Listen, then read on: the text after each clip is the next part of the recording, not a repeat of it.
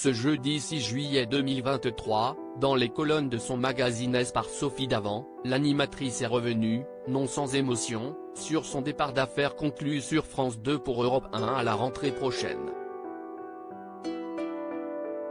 Une décision prise après de nombreuses nuits blanches.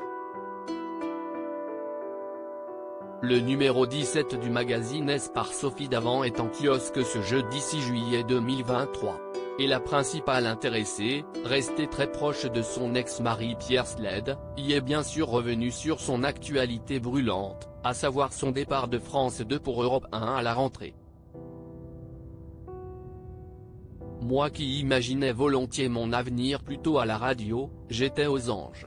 Seul petit bémol, et ce n'est pas un détail, les 2 heures en question correspondent pile aux heures de diffusion d'affaires conclues.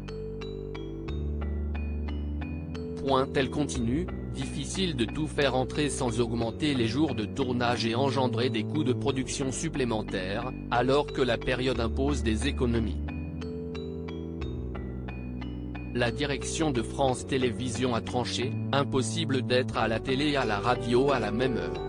Et si est après de nombreuses nuits blanches, que la compagne de William Lémergie, sa plus belle rencontre dans tous les sens du terme, décidera de s'éloigner de France Télévisions, le cœur serré, j'ai dû choisir, et vous le savez bien, choisir, si est renoncer.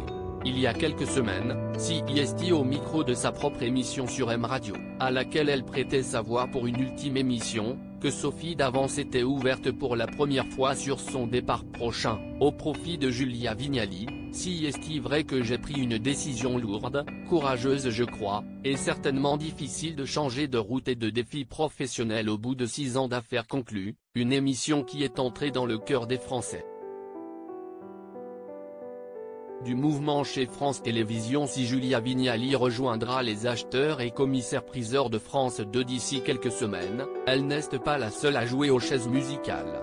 Télématin, qu'elle co-animait avec Thomas Soto jusqu'à sa dernière, durant laquelle elle a reçu un étonnant cadeau, comptera désormais sur la présence de Marie Portolano, jusque-là sur M6 et récemment vue dans Et dans nos fermes. Côté jeux télé, Laurence Boccolini a annoncé son départ de Tout le monde veut prendre sa place, véritable casse-tête pour le groupe qui lui cherche activement un ou une remplaçante. Enfin, sur France 5, si est Aurélie Casse qui remplacera Ali Badou à la présentation de Célébdo, elle sera remplacée sur BFM Télévision par Julie Hamet.